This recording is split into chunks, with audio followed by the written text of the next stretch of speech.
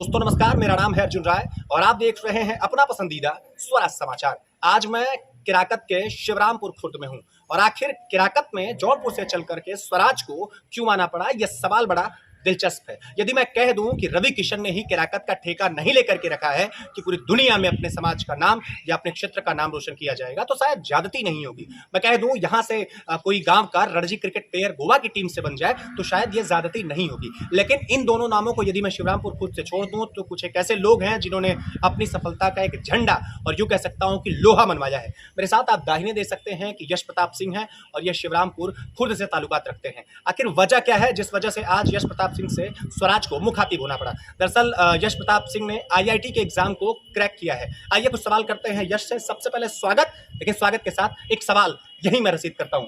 यश भाई, सबसे पहले तो आपसे यही जानना चाहूंगा कि यही आप बताएं कि 12वीं के बाद लोगों की अलग अलग पसंद रहती है। कोई मेडिकल में जाना चाहता है, कोई आईटी में जाना चाहता है, कोई टेक्निकल में जाना चाहता है। बावजूद इसके अपॉर्चुनिटीज को बहुत बारीकी से देखने के बाद आपने इंजीनियरिंग सेक्टर्स को चुना। इसके पीछे की खास वजह क्या है?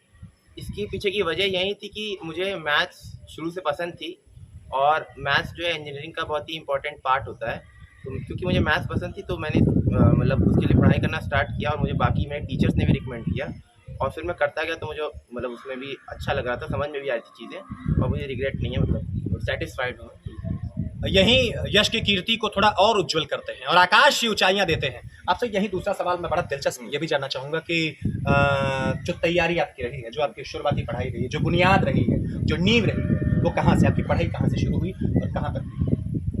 कहाँ से मतलब कहाँ स्थानीय पढ़ाई आपकी कहाँ से शुरू की पढ़ाई आपकी 10वीं 12वीं तक कहाँ हुई? शुरू की पढ़ाई तो मैंने बनारस जाके की थी अपनी पढ़ाई। तो बनारस में स्कूल में एडमिशन लिया था और वहाँ मैंने 10वीं तक पढ़ाई की थी और 11वीं में मैं कोटा गया था। कोटा पढ़ने चला गया था मैं 11वीं में। 11वीं 12वीं मैंने कोटा से पढ़ाई की और उसके बाद मैंने एग्ज़ाम दिया।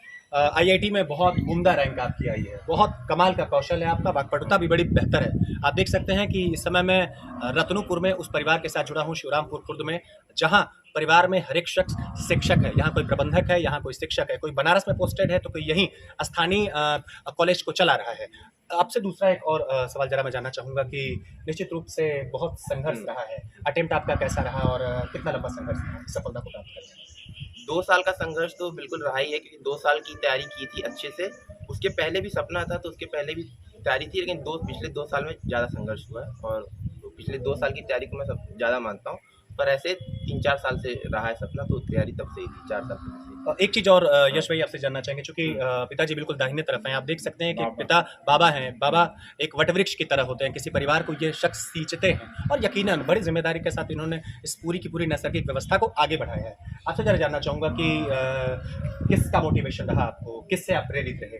या यूँ कह दें कि किसने आपका साथ दिया? किसको क्रेडिट देना चाहेंगे इस पूरी सफलता का? क्रेडिट तो सारे फैमिली मेम्बर्स को दूँगा क्योंकि सबने मोटिवेट किया था और सबसे ज़्यादा मोटिवेट मम्मी ने किया था और बाकी दादाजी भी हैं मेरे, तो उनका भी मतलब उनका भी साथ हमेशा था। पापा हैं मेरे और दादी हैं, तो फैमिली मेम्बर सबका ही सपोर्ट था मेरे। एक अंतिम सवाल आपसे यश भाई यहीं और जानना चाहूँगा, चूँकि बहुत सारे कैंडिडेट्स हैं जो अनसक्सेसफुल हो जाते हैं और सबकॉन्शियस हो जाते हैं, सफलता नहीं मिल पाती। आपसे मैं ज़रूर जानना चाहूँगा, यही स्वराज जानना चाहेगा कि जो लोग असफल हुए हैं उनको आप क्या कहना चाहेंगे? कैसी तैयारी करें, कैसे सफलता में जाएँ? उनको मैं ये कहूँगा कि निराश ना हो, क्योंकि जेईई देता ही 2 अटेम्प्ट इसलिए ताकि किसी का एक बार में ना हो, ताकि वो दूसरी बार तैयारी कर सके। अगर उनको एक ही बार में लेना होता तो 2 अटेम्प्ट ही नहीं देते। तो जिनका पहली बार में नहीं होगा उन्हें मैं यही कहूँगा कि वो इस बात मतलब निराश ना हो और दूसरी बार के लिए तैयारी करें और पहली बार में जो गलतियाँ किसी से ना करें। कह दूं क्या कि हो गई है पीर पर्वत सी पिघलनी चाहिए, हो गई है पीर पर्वत सी पिघलनी चाहिए और इस हिमालय से कोई गंगा निकलनी चाहिए। एक और शख्स मेरे दाहिने तरफ जुड़े हैं, बड़ी प्रेरणा मिलती है ऐसे शख्सों से जिन्होंने अपना पूरा का पूरा समय समाज को समर्पित कर दिया है और शिक्षा के क्षेत्र में बुनियाद स्थापित की है। चाचा, आपसे जानना चाहेंगे, आपके सामने बच्चा बहुत बड़ी उपलब्धि लेकर के आ रहे हैं, कितने प्रश्न अच्छे थे? बताइए। हमारी 74 साल हुई और इन 74 सालों में कल का दिन मेरे जीवन का सबसे अच्छा और सबसे सुखदायक दिन था, जिसे मैं ज़िंदगी में नहीं भूल सकता। और नाती के हमारे इस संघर्ष में और एक ही बार में 437 तक निकाल ले जाना, ये 10,000 बच्चों में, ये मैं मानता हूँ कि बहुत बड़ी उपलब्धि है। और इस उपलब्धि के बाद मुझे मान सम्मान ही नहीं दिया, बल्कि मेरी आय को भी बढ़ा दिया नाती ने हमारे, जिससे मैं बहुत प्रभावित हूँ। बहुत तो यानी यहाँ बधाई दूँ तो भी कम। यहाँ से सलाम कर दूं, यहाँ से दुआएं प्रेषित कर दूं, यहाँ से बहुत सारे आशीर्वाद दे दूं इस पूरे परिवार को कि एक बहुत बड़ी उपलब्धि हासिल की।